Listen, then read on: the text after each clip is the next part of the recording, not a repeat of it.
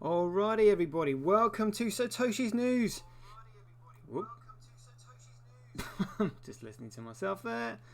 There we go. Right, today's day is Wednesday, the 15th of December, 2021.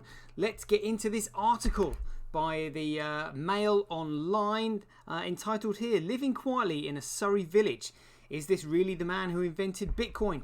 US court rules autistic Aussie tech genius Craig Wright created cryptocurrency and it could be worth a staggering £36 billion.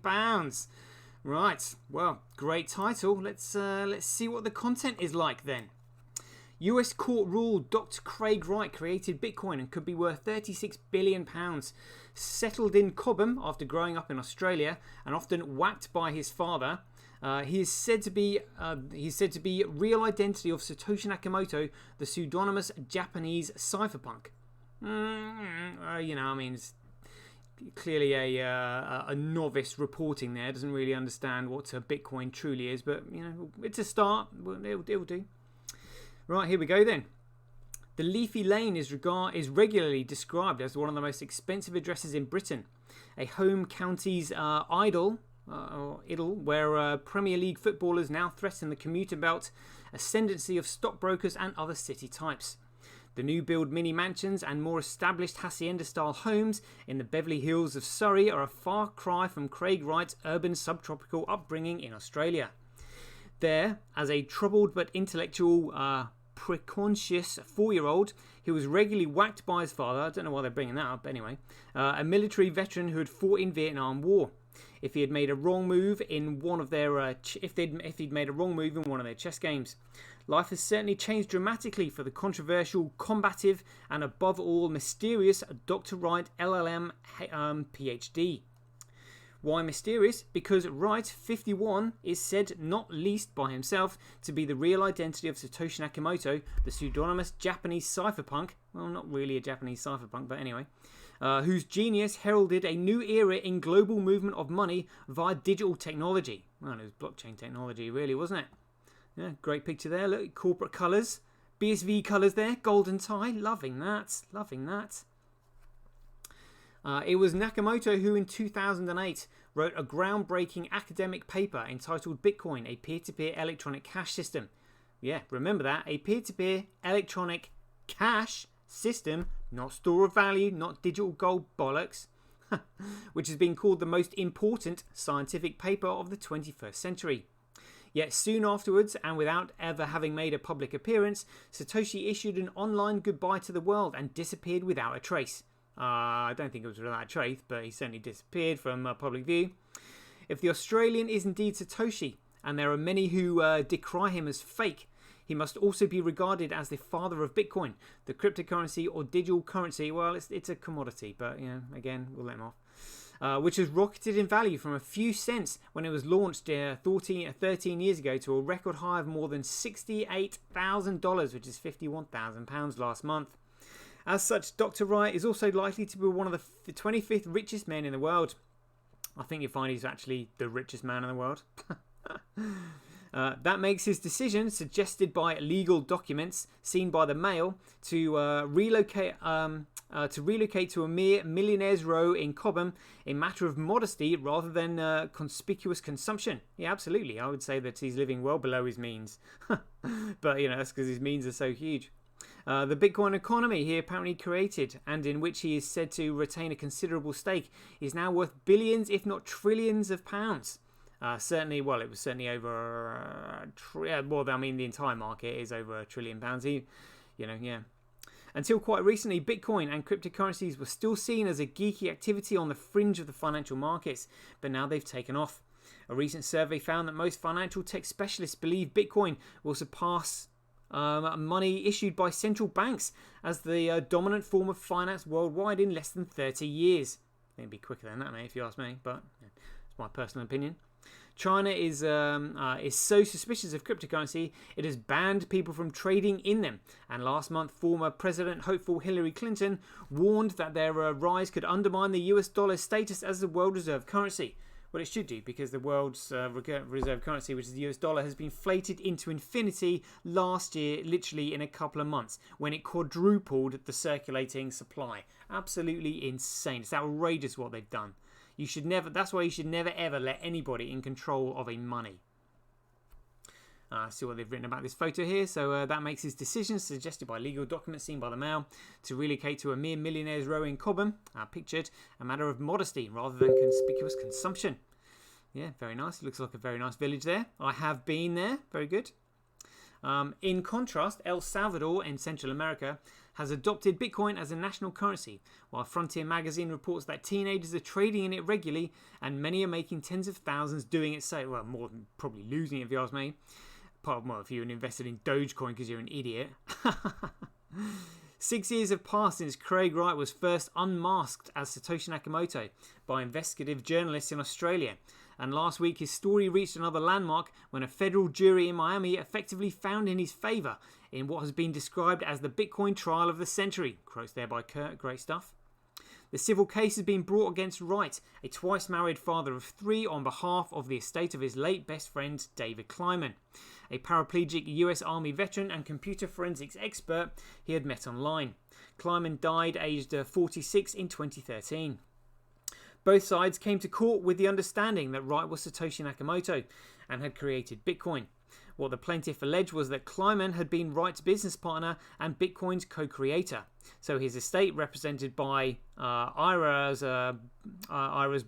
Kleiman's brother Ira. They've changed that because they did say sister. I was hoping to read that. They've changed it. Kleiman's brother Ira. Oh dear, oh dear. I have got the screenshot of where it says sister. Was owed a share of the trove of 1.1 million bitcoins worth £36 billion. Wright denied Kleiman was anything but his best friend. He had helped him edit the famous Satoshi white paper, yet provided no other input. During the hearing, Wright gave evidence over 4 days, which shone an uncomfortable light on his unhappy past and complex personality. But he declared he had won, although observers might feel he took a pretty big hit. Well, not compared to what his overall wealth is. The judge ruled against Kleiman. Having been Wright's business partner, but he ordered Wright to pay $100 million in compensation to Kleiman's company W&K. Well, that's actually W is Wright and K. Info Defense, of which Craig is also a shareholder. Systems, after the jury found him liable of conversion, a legal term for making a use of something that is not yours. Well, it's not theft, it's conversion. It's just like you just have to convert it back. That's it. He quotes it, "I feel remarkably happy and vindicated," Wright said afterwards. "I'm not a fraud and I never have been." He claimed he had offered Kleiman's estate $12 million years ago, which if he had taken that then in Bitcoin, when Bitcoin was worth $200, and kept it, you can do the maths. The eye-watering maths is this: each Bitcoin is now worth around £38,000. Wright's implication is that by not accepting his original offer, Kleiman's estate has lost out on £2.3 billion. Ooh. The Florida court case is is bringing what has been called the greatest mystery in tech to a wider audience who have read about Bitcoin or even invested in it, but were unaware of the claims and counterclaims over its creation. So who is Craig Wright? Why has he chosen to take his home in Britain, where he harbours ambitions to be a magistrate apparently? And what more do we know about him since the Kleiman trial? Wright was born in Brisbane, and during the trial he described how after his parents' marriage failed, he grew up with a single mother working 3 jobs. As a result, he valued hard work. His counsel told the court that Wright came from a very difficult home, had very few friends in his childhood, and was considered strange, even by his sister. I'd say she's the one that's strange, really. At 13, he wore a ninja outfit to a playground, and all the kids called him a freak, the court heard. Indeed, several years ago, his mother spoke to British writer Andrew O'Hagan about her son's teenage obsession with Japanese culture. He was different, she said. He used to dress up in samurai clothes with the odd wooden shoes and everything, making all those noises. His sister would complain about him embarrassing them. He used to have the group of nerdy friends in the 1980s. They'd come around in horn-rimmed glasses, play Dungeons and Dragons for hours. The Florida court also heard that Wright has recently been diagnosed with autism. Dr. Wright has a lifelong pattern of becoming obsessed about specific areas of interest as a coping style, according to one specialist. He ended up alienating his peers and was mercilessly bullied, ridiculed and ostracised. Wright joined the Royal Australian Air Force aged 18, where he worked on computer coding. He later studied computer science at university and had been pursuing various higher academic qualifications ever since. On a good day, I've written the equivalent of a master's thesis, Wright told the court. I'm enrolled in 19 different universities, one of them Harvard. I actually wrote 3 academic papers last night. Jeepers!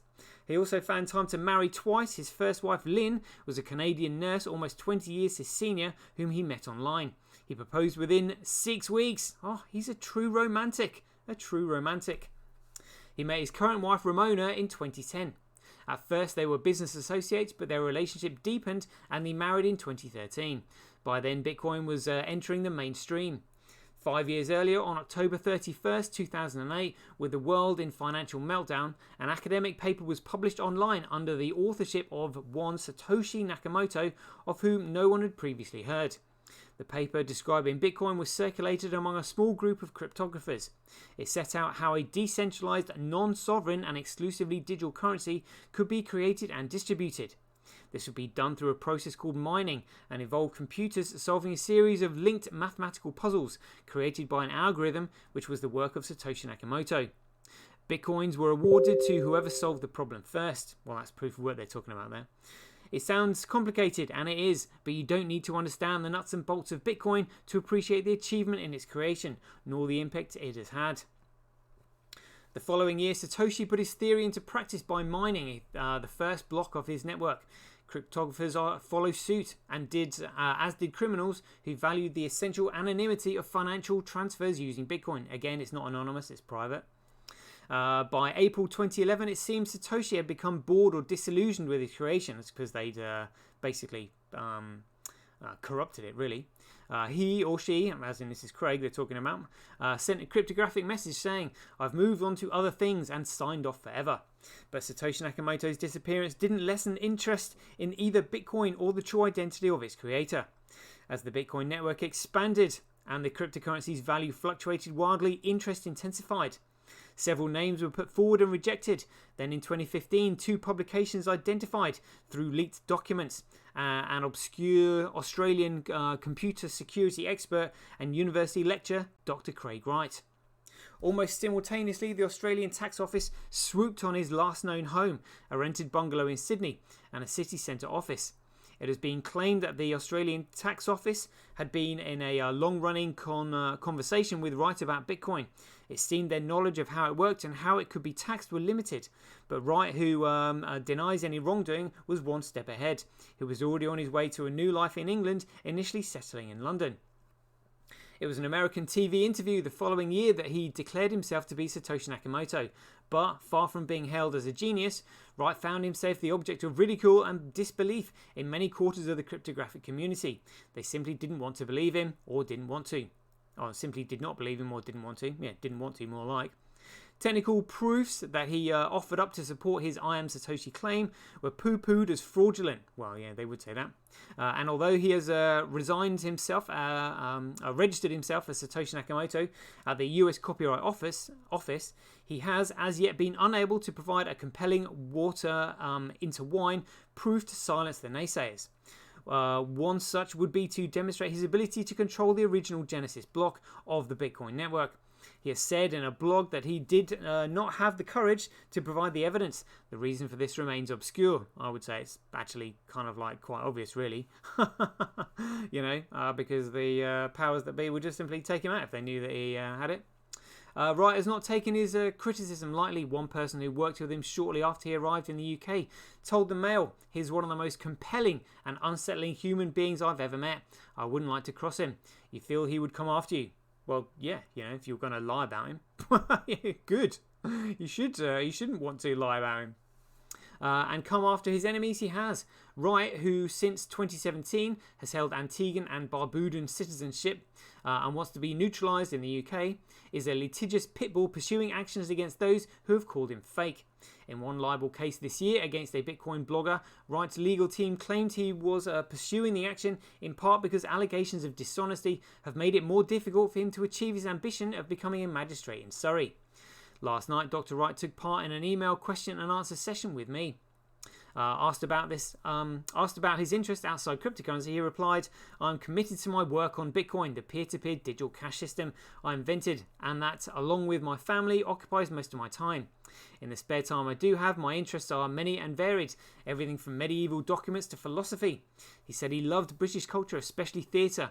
He had chosen the south of England to settle in rather than Edinburgh because his wife does not like the cold. Well, you can't really escape there in the UK anyway, really. Of his legal actions, he said, "I never wanted to be a public figure, and my identity as the creator of Bitcoin only became known when I was outed by other people. Those who have taken my invention and corrupted it need to be held to account within the law. Bitcoin was designed to operate within the legal system, and if in order to reign control, I have to continue to pursue illegal action, I will. I'm a big believer in something called conscientious capitalism, and my goal now is to work with the people on the bottom rung. The people earn just $2 or $3 a day, and enabling them through the use of Bitcoin digital cash system would build up their livelihood." He added that he had established a family trust, which he hoped would help the poorest in society. See, look, great. What a guy. What a guy. Who else has done that? Dr. Wright predicted that in 50 years' time, Bitcoin and blockchain technology will have replaced the internet and all traditional financial systems. And he would retire happy if and when 5 billion people were using Bitcoin on a daily basis. Before that, he has other reputational battles to fight. In April this year, in the High Court in London, Dr. Wright began a copyright infringement lawsuit to stop a website publishing the original Satoshi Nakamoto white paper. If it goes ahead, the case will hinge on who wrote the white paper. In other words, can Dr. Wright prove once and for all that he is Satoshi? The Australian kid who pretended to be a samurai became the man who adopted a Japanese persona to launch an idea that changed the world. Unless and until he does, the greatest mystery in tech awaits a definitive explanation. Awesome. What an article. That's certainly in contrast to that turncoat who did the podcast for CMC saying, "Oh, I think he's an unlikable character." He's got Asperger's. Deal with it. It's absolutely outrageous. So anyway, there we go, people. Hope you enjoyed the show. We'll catch you guys later. The future of advertising meets the power. Get paid for posting your pics on Relica. Download the app now at www.getrelica.com. Get your tweet etched on Twitch, forever on the Bitcoin blockchain. Do it today at www.jointwitch.com. BuyBSV.live, the best place to buy Bitcoin SV online.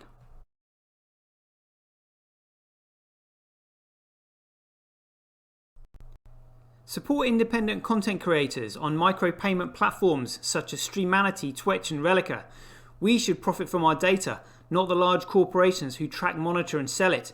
If you enjoy the Bitcoin content that I produce, please support me by heading over to www.satoshi.tv, where you can keep up to date with all the latest news, gossip and content as it's created. Thanks very much.